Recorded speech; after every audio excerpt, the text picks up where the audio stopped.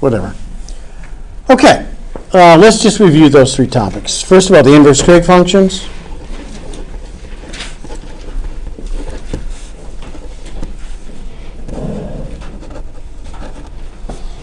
Amanda, how you doing? I'm good. Did you ever get all your questions in that email, that flaming email you sent me, that yelling at me and things? The lab thing is not opening at all. From WebAssign. Yeah. Yeah. So I sent Not you. just from WebAssign. What's- The email that you sent me, it didn't even open at all. Okay, because you have to make sure it's on one. I did. Okay. I'll show you. Okay. When I'm done, we will go through this. And if worse comes to worse, I will send you the 6 labs. No, 4 labs. Okay. I'll just send it to you. But I want to see exactly what you did. Okay.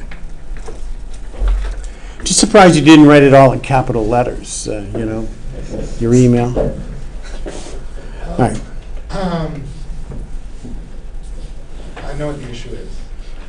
Yeah, I do too. It's what everybody, the link comes as a break in the middle of it because of the length of the link, and people copy and paste it in there, but there's a break. There's a character 23 or 10, or it's a carriage return ASCII code that's stuck in the middle of it. You have to select it, copy this, and then copy this and put it right next to it. So there's and no. then erase the thing that is between it too.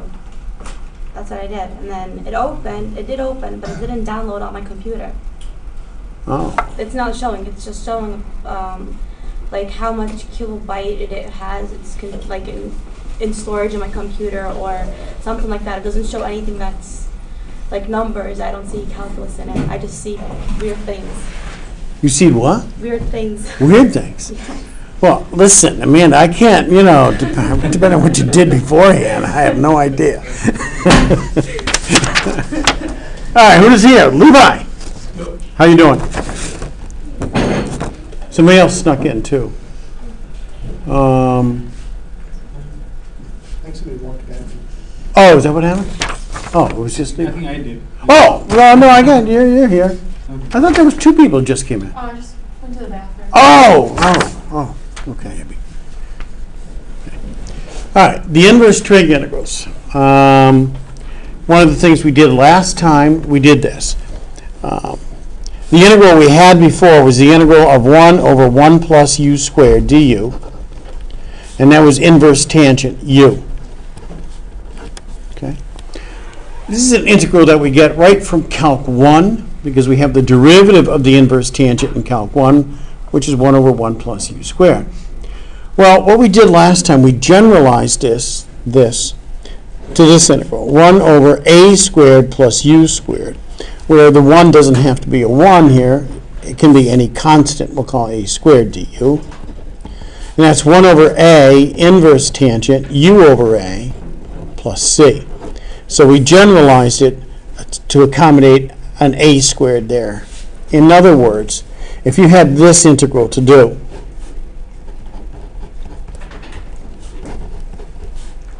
you'd say, oh, that's 1 over a squared plus u squared. A squared is 49. A is 7. So it's 1/7 inverse tangent x over 7. U would be x here, plus c. And that would be the integral, and you're done. Okay. I also mentioned the possibility of not memorizing this generalized form, simply knowing this form, but being prepared to take this integral that's given and, in effect, derive this form by doing the following. Factoring out of 49,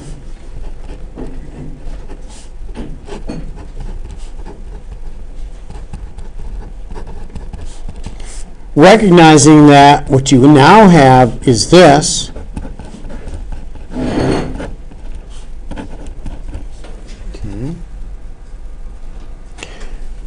realizing that u could be equal to x over 7, du would be 1/7 dx, and we can get that. We can always get a constant, okay? Multiply by the constant 1/7, and compensate by also multiplying by 7. and ending up with this integral, 7 over 49. Okay, and we end up with the integral that we had originally, and that gives us an answer of 1/7 inverse tangent u, which is x over 7, plus c, which is exactly what the generalized form gave us. So, bottom line is this, okay? You memorize a slightly more general form with a squared plus u squared, in which case you can take this integral and do it in one step and get the answer. Or, say, forget it, I've already got too much to memorize.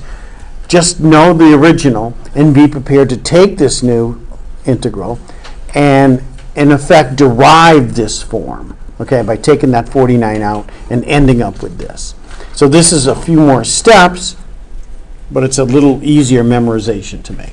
It's your call, okay? So that was on the inverse tangent. We also did the inverse sine. We generalized the inverse sine. What we had before was 1 over the square root of 1 minus u squared du as inverse sine. And we generalized that to 1 over the square root of a squared minus u squared, which is inverse sine u over a plus c. Okay. The tangent has a 1 over a on the outside, and the inverse sine does not. Okay.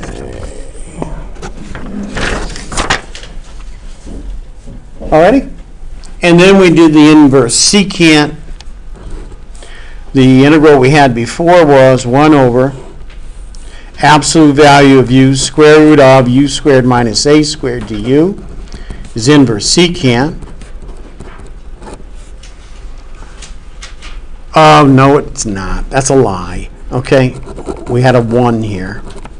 And then we generalized it to that I just wrote down.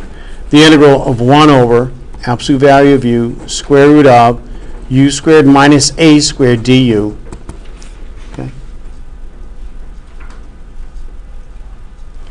Everybody else set on that?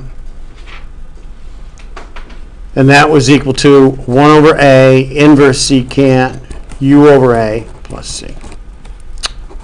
Oh, rats.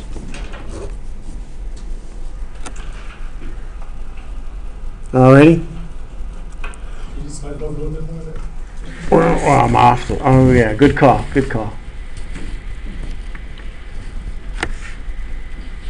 That's C. This thing here is a C. Okay.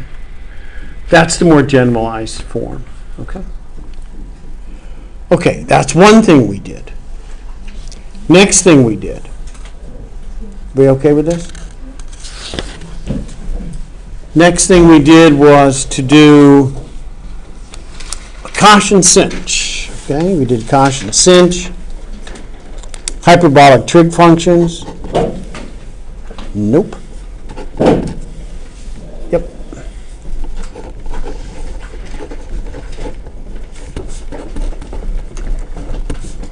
Okay, the hyperbolic trig functions.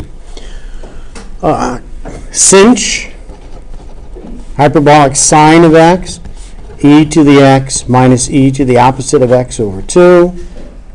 Cosh,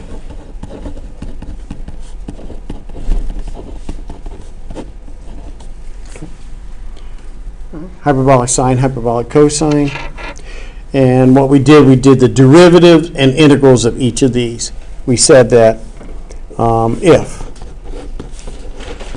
y is equal to sinh u, the derivative is cosh u du dx. Derivative of sinh is cosh. If y is equal to cosh, the derivative is sinh. And we derived that. We used the definition here to do that. From these two derivative rules, we've got two integration rules. The integral of sinh is cosh, and the integral of cosh is sinh. Okay? You'll see on the sample test, there is something, there will be one of these on there, okay? You'll see what it's like, and it's very similar on the test that you'll see on Monday. Okay? Okay. All right, how's this look? Is this okay? Karen, you okay with this? Okay. Okay. Okay. Carlos, you okay with this? Could you just slide it just a bit more over? Just can't see the top right hand. Oh, yeah, that's right. There.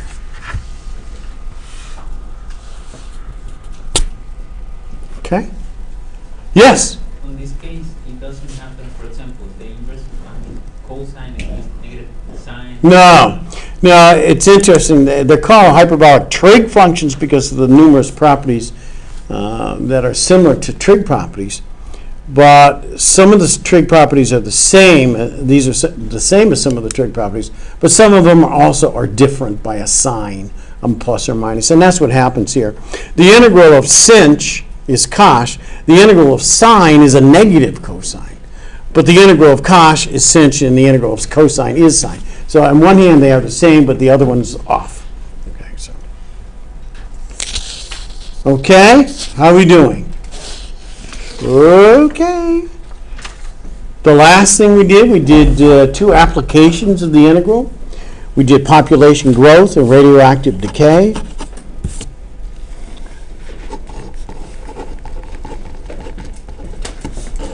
Population growth. Okay, population growth. Let me see if I can, okay. We started with this differential equation, dp dt. Is Kp. What this means is the rate of increase of the population with respect to time is proportional to the population at any given time. This is exponential growth.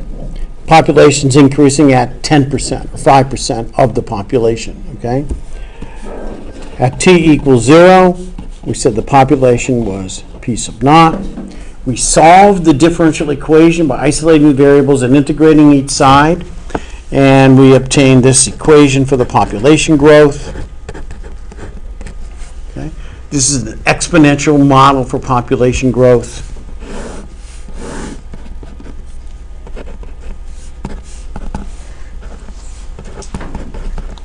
Basically, it says that the organism increases, and the population of that organism increases exponentially over time, which is okay for a short period of time, but it's never okay for an extended period of time. No organism can increase at an exponential rate over an extended period of time. Okay. So it's a simple model. It works over a real constricted time or in other controlled environments, but it's not the one that's used in real life. But it can be used in certain cases. We did an example of strep throat with streptococcus bacteria in your throat, and it's increasing exponentially over a short period of time. What is P equal? What's that? P. P is the population at any given time. P sub naught is the initial population. See, an example of the strep throat thing would probably be Lewis, who just came in here with probably strep throat. He's just gonna. No. How you doing? You okay? Somebody said you were near death the other day, but no, you're. Last week. That was last week? It was too cold. Oh. It caught me really bad. All right. Okay, you're better though? Yes, I still came to class, so. I noticed that. I noticed. You're a trooper. All right. Good deal. All I've done so far is to repeat what I did on Tuesday. Okay? So we got this for population growth. A typical problem, you'll see it on the test that I pass out, would be a typical population growth problem that you see on the test on Monday. You know, I'll give you the initial population, I'll give you the rate of increase, and ask for how long it takes to double that population. Okay, and we'll do that out today. The other thing we did was radioactive decay. The radioactive decay model, on the other hand, works extremely well over an extended period of time. Basically, it starts with the fact that the rate of decrease of the radioactive material is proportional to the amount of radioactive material that's present. So we have a negative K here, okay, because this is decreasing over time. U-238 or radioactive iodine or radioactive carbon-14 or something like that. And again, at T equals 0, we're saying that amount of radioactive material is the initial amount. You're running off the page. I'm running out. Okay, good deal. All right, thanks, Jacob. And from this, we solved the differential equation and ended up with a very similar equation from before, except it's a minus KT up there. And this radioactive decay model goes like this.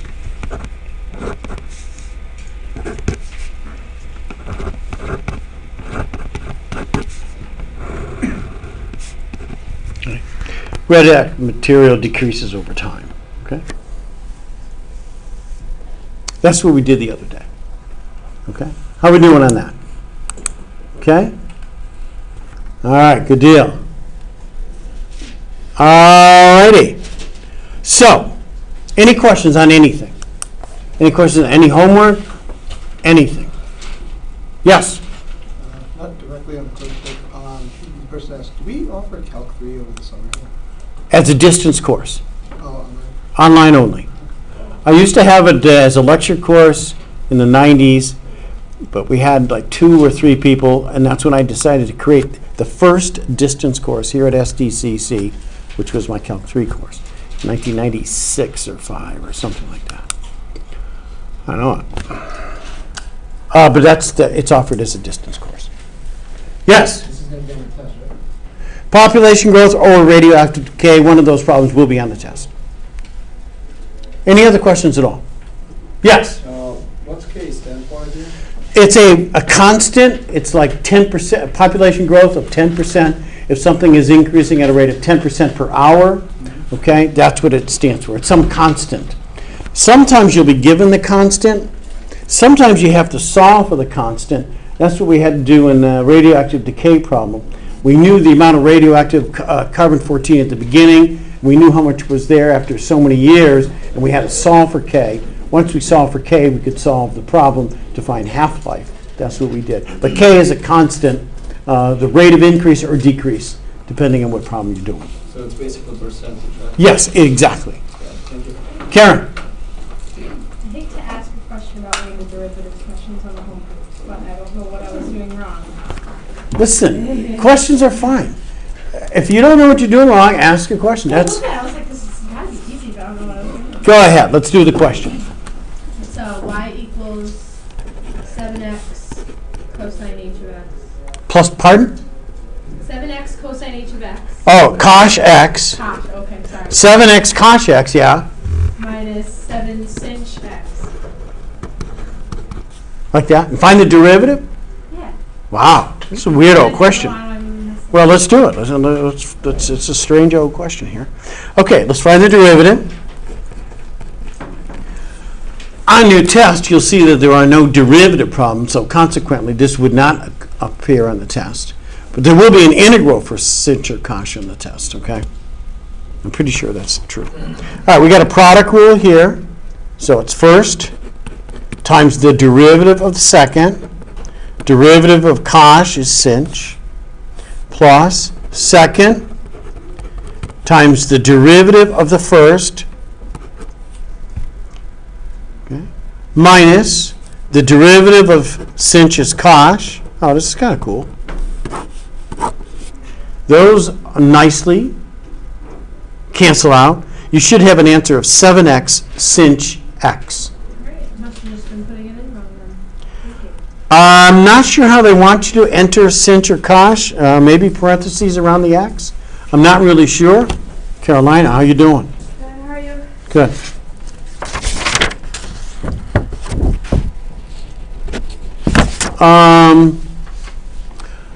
I don't know what to tell you. If in WebAssign you put something in, bless you, that you know is right and it's marking you wrong, try some alternative form.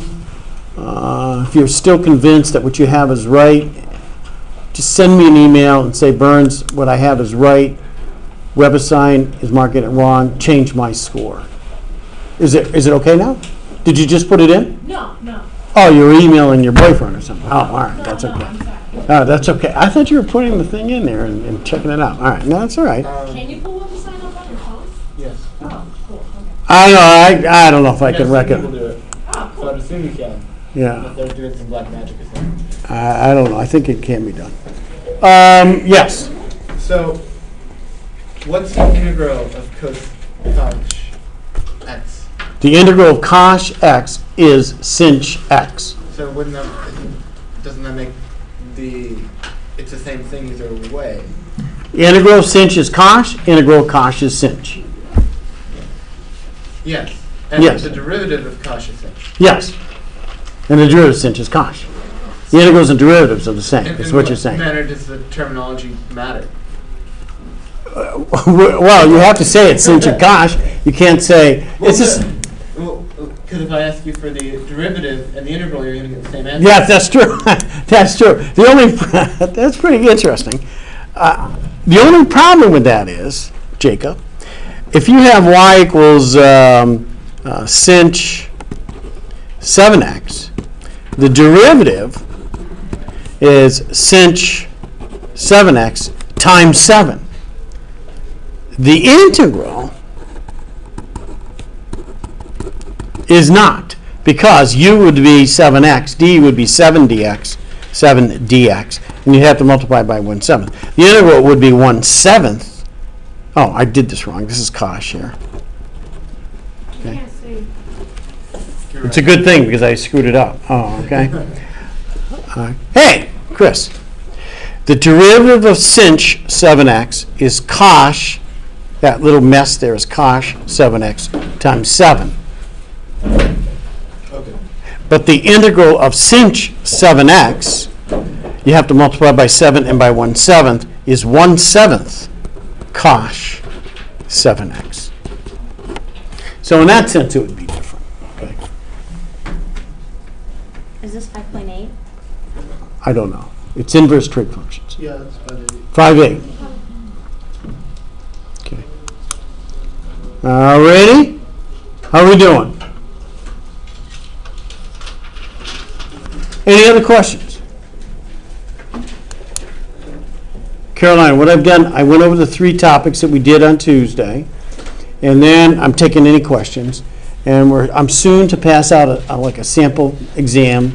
You guys will work on it. Then I will go over it. And then I will show you the lab. The lab. Mathematical lab. Friday? What's that? Is that due tomorrow? No. Let's do a week from tomorrow at midnight. Oh, Okay? next Friday. Next Thursday. Friday. Friday. All right. Any other questions at all? That was a half a question? No? Okay. All right. I'm going to pass this out. I want you to work on it for 20 or 25 minutes. Here's the thing. It's going to record empty space for about 20 minutes. That's not good. So I should probably just stop the recording, but then start it up again. But that will be a second movie. That'll be... He should be able to put them together. You should be able to splice them together. So I should shut it off. That's what you're saying, you think? Yeah. I mean, if worse comes worse, we'll make 2 videos, but that's not. Yeah, okay. All right, I'm going to shut this off.